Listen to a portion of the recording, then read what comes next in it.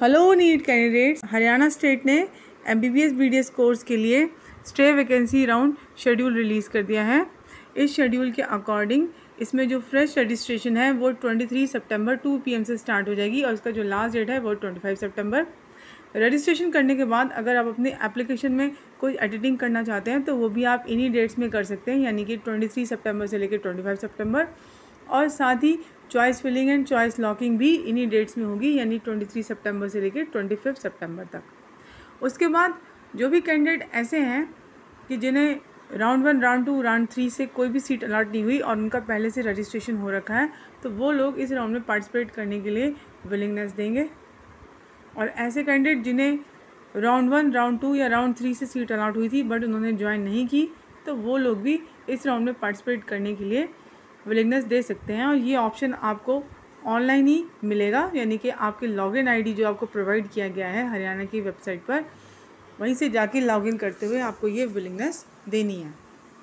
इसके बाद इस राउंड का जो प्रोविजनल रिज़ल्ट है वो 26 सितंबर को आ जाएगा और जिन भी कैंडिडेट्स को सीट अलॉट होगी वो लोग एक प्रोविजनल ट्यूशन फ़ी ऑनलाइन पे करेंगे थ्रू एडमिशन वेब पोर्टल। तो इसके लिए डेट रखी गई है 26 सितंबर से लेकर 28 सितंबर अप टू 11:59 PM तक आप लोग इसमें अपनी जो ट्यूशन फ़ी है प्रोविजनल वो पे कर सकते हैं। इसके बाद जिन भी कैंडिडेट को सीट अलॉट होगी उनको डॉक्यूमेंट वेरिफिकेशन के लिए जाना होगा। तो इसके लिए डेट रखी गई है 29 सितंबर 9 AM से इसके लिए जो डॉक्यूमेंट वेरिफिकेशन है वो स्टार्ट हो जाएगा। तो ये पंडित BD शर्मा PGIMS कॉलेज जो है रोहतक में, वहाँ पर होगा। तो जिनको भी सीट अलॉट होती है और जो भी अपना ये प्रोविजनल ट्यूशन फ़ी पे कर लेते हैं तो वही लोग डॉक्यूमेंट वेरिफिकेशन के लिए जाएं। इसमें कुछ टर्म्स एंड कंडीशन बताइए कि इस राउंड के लिए कौन कौन लोग एलिजिबल हैं। ऐसे कैंडिडेट जो ऑलरेडी रजिस्टर्ड हैं राउंड 1, राउंड 2 और राउंड 3 से और इस राउंड में अगर पार्टिसिपेट करना चाहते हैं तो उनको दोबारा से रजिस्ट्रेशन करने की ज़रूरत नहीं है। वो कैंडिडेट जिन्होंने ऑलरेडी सीट ज्वाइन कर ली है ऑल इंडिया कोटा से या किसी स्टेट काउंसलिंग के थ्रू, तो वो लोग अब इस राउंड के लिए एलिजिबल नहीं रहेंगे। इस राउंड में कोई भी अपग्रेडेशन अलाउ नहीं होगा।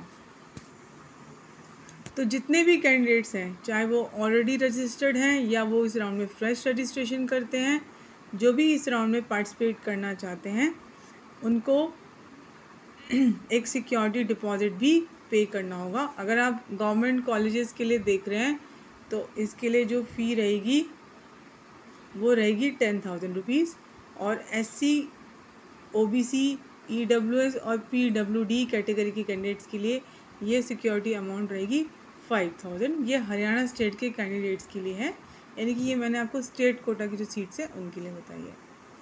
तो इसमें गवर्नमेंट कॉलेजेस भी आते हैं और प्राइवेट कॉलेजेस भी आते हैं, private medical and dental colleges. और अगर कोई कैंडिडेट ऐसा है जो मैनेजमेंट कोटा की सीट्स के लिए अप्लाई करना चाहता है private medical and dental colleges में, इसमें प्राइवेट यूनिवर्सिटीज़ भी आती हैं, तो उनको अमाउंट 1 लाख पे करना है। तो ये अमाउंट भी आप ऑनलाइन ही पे करेंगे। आपको लॉगिन जब आप करेंगे तो उसी में ये ऑप्शन आपको मिलेगा पेमेंट का।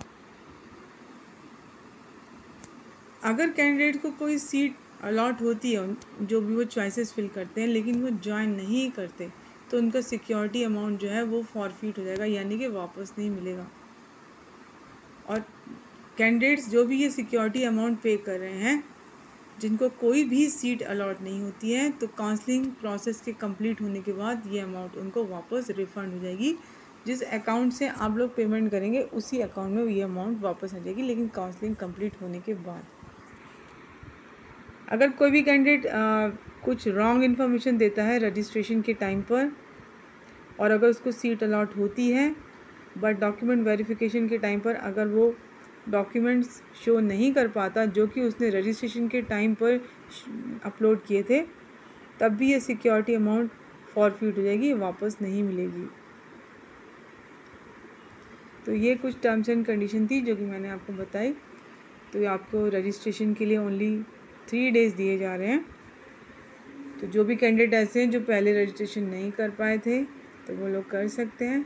तो ये पूरा शेड्यूल था स्ट्रे वैकेंसी राउंड का, जो कि मैंने आपको बताया। अगर फिर भी आपकी कोई क्वेरी हो तो आप मुझे कमेंट बॉक्स में कमेंट करके पूछ सकते हैं। Thank you.